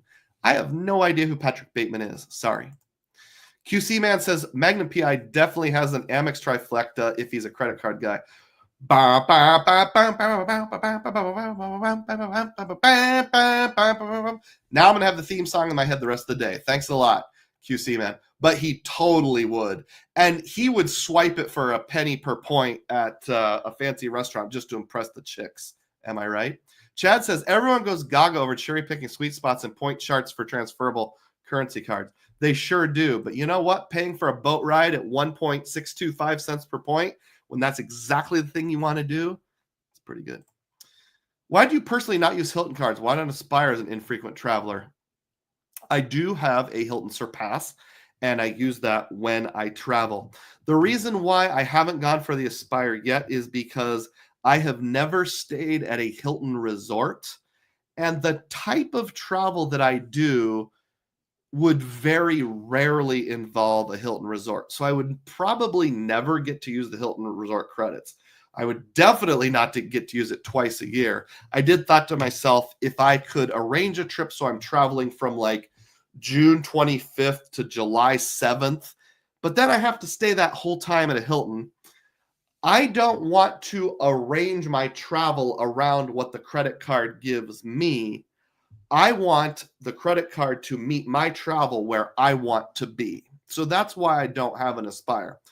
Having said that, going to something like Springfield, Illinois, which I did last week, 2 weeks ago, whatever it was, and getting free meals in their little cafe, that suits my travel style perfectly. So the Surpass suits me well. The Aspire, not as much. I'm not trying to put down the Aspire. I'll probably get it someday just for the sign-up bonus.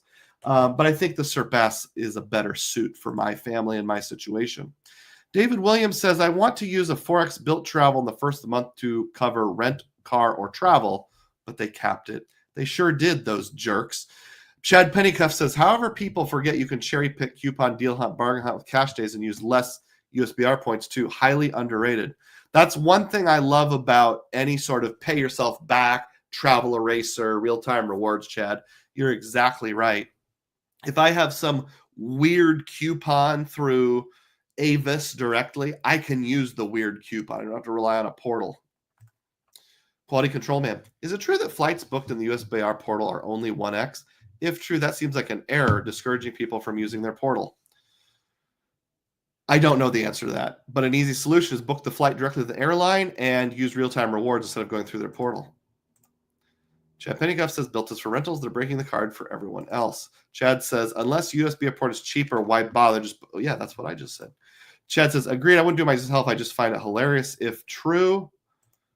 And Ian says, it's different. It's a different Tariq. You seem to be selectively skipping my question. Oops, sorry about that.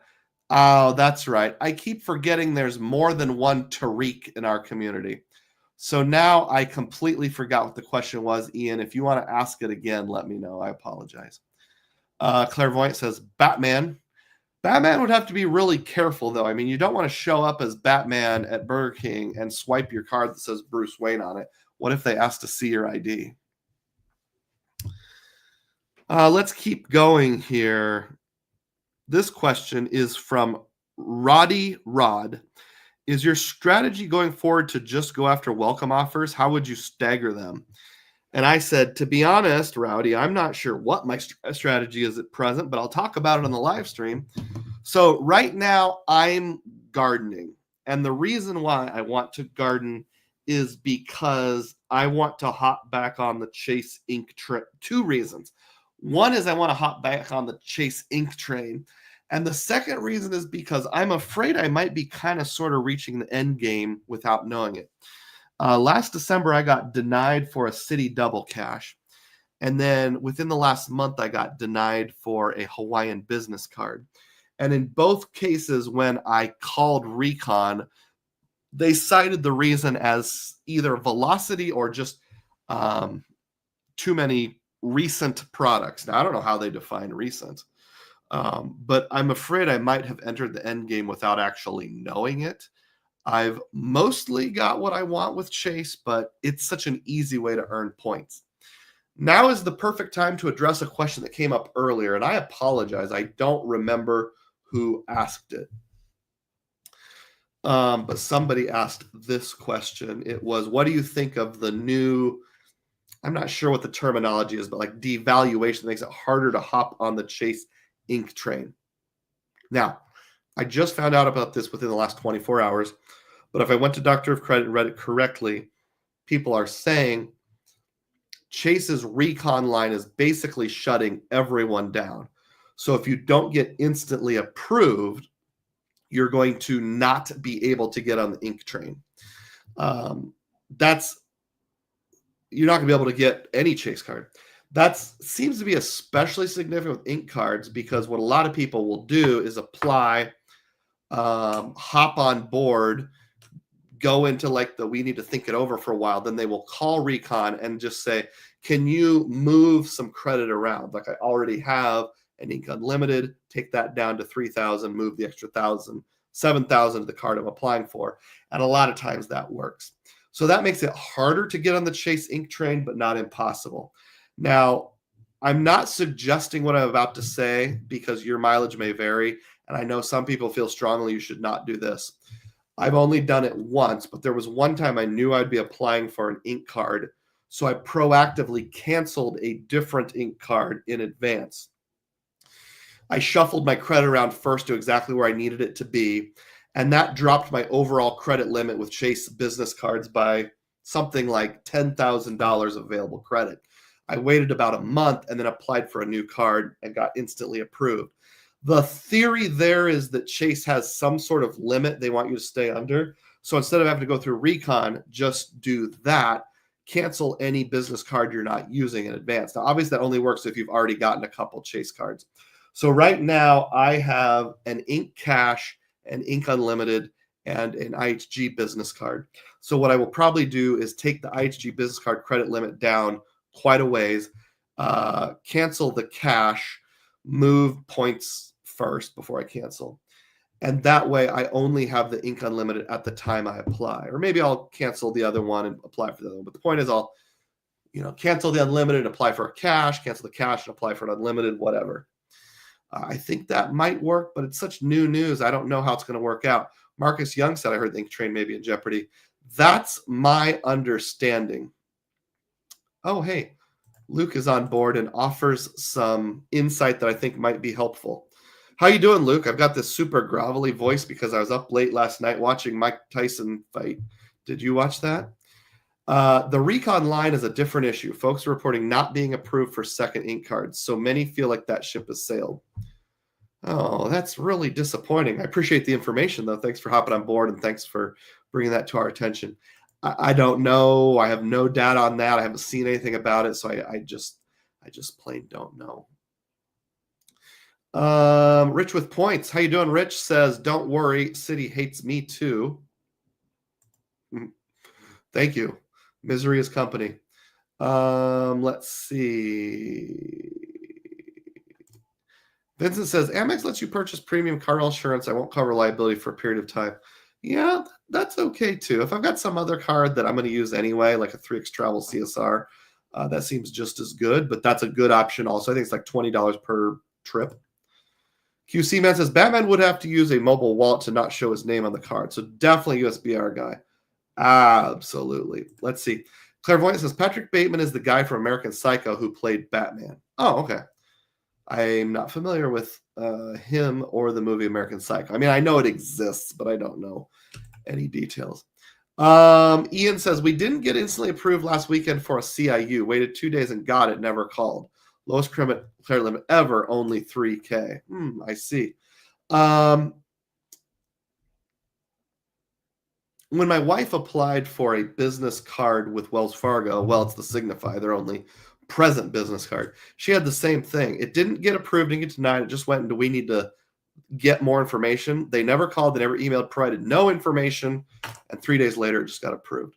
That's what Luke talked about. So we've got two different issues. We've got the recon line shutting everyone down, and we've got being unable to get approved for a second ink card.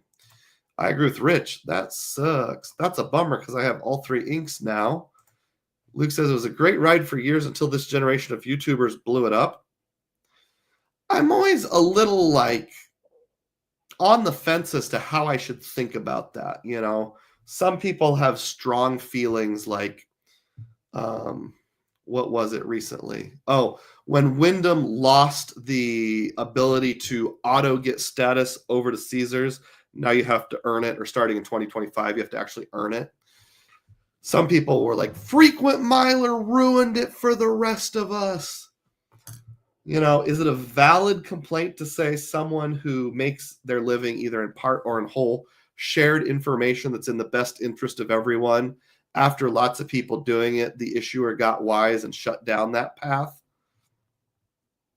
I mean, I would do it too, so I'd be kind of hypocritical if I criticize them. But at the same time, even if it's hypocritical, it's a true statement. I'm sure people like us are the ones who blew it up. My bad. Ian says, our recent ink last week was a multiple on an EIN. Most folks didn't really publish the ink train publicly. I've mentioned it on my live stream multiple times. I've never done a video dedicated to it, though. So I guess I'm partially to blame. Actually, the new YouTubers also ruined the recon line, telling everyone to call several times. Interesting. Who counts as a new YouTuber? Where's the cutoff between old and new? I'm wondering. Texas says, I agree with Luke. It seemed abusive. Ian says, Luke's low-key taking shots at Anthony, and I'm here for it. In the past, when folks had a great technique, they didn't make it public. I can understand that, and it almost depends on what the technique is. If you've got one, let's just say hypothetically, this isn't true. Well, actually, this is kind of true. This was true at one time.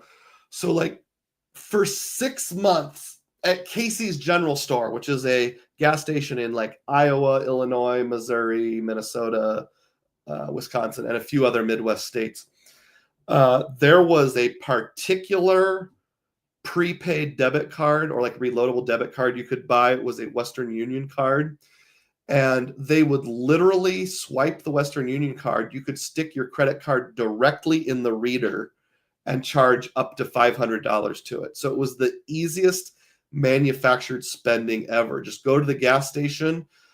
I think they charged $5 per swipe. So for $5, you could get $500 worth of spend at a gas station. If you have a 3x point, that's 1,500 points. It goes into your Western Union account. Click a button, send money from your Western Union account to pay off the credit card.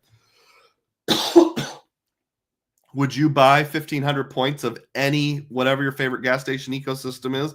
Yeah. And I've joked in the past, not joking, that I think I personally ruined that. I had never seen it published anywhere. I just stumbled across it. It was back in like 2020 when I had just got into points of miles more heavily. And I just did some experimentation. I'm like, this is the best gravy train ever. But I could only do it for like 3 months. So yeah, I kept that one to myself. Now I'm sharing it publicly because you can't do it anymore. Rodrigo says, Amex is also adding sneaky language to the welcome offer wordings. Anthony Venture report on that yesterday.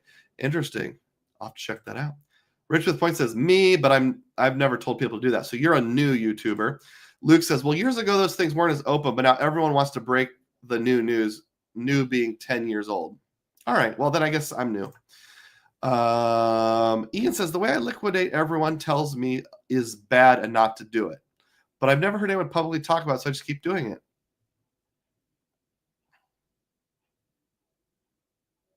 Yeah, I think that's one where I don't want to give a whole bunch of opinions. But I'll tell you this, if you join as a Dugroz diehard, I'm a little more open about uncommon redemption techniques on my members only videos. So $3 a month, you can listen in.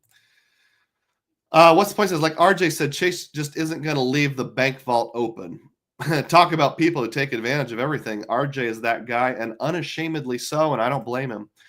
What's his phrase? If the bank's giving out the money, I'll gladly take it. If you've got the money, I've got the time.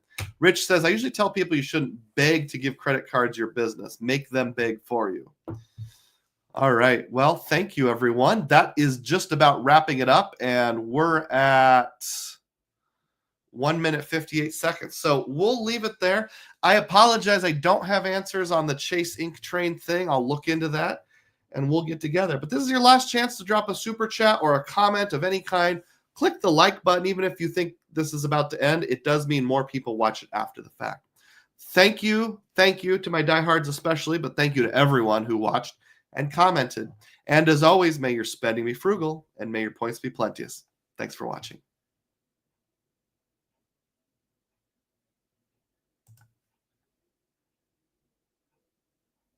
Oh, I haven't actually ended it yet because I just saw 2 things come in. So Cesar says, what card we cancel or downgrade? I probably should have said that. I'm still undecided, Cesar. I think if you put a gun to my head right now, I would say I would probably downgrade the CSR to a CSP and keep the other 2 if I had to decide. And QC Man's been a member for 8 months. Thanks, QC Man. All right, let's try that again. May your spending be frugal and may your points be plenteous. Thanks for watching.